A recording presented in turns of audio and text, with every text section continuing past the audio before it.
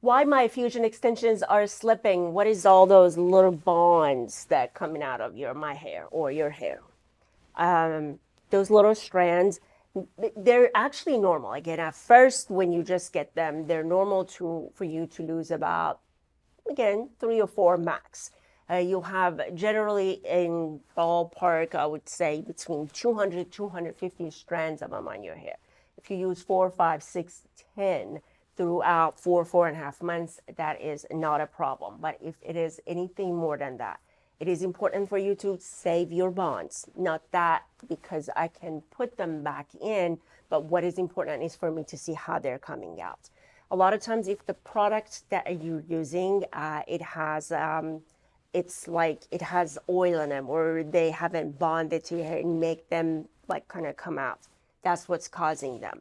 There are times that it can be our fault, and that is if we have not clarified your hair before the application.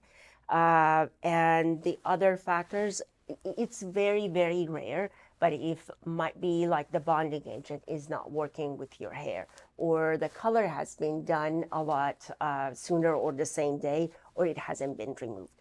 With all of that, you want to save the bonds and call us. We'd be more than happy to help.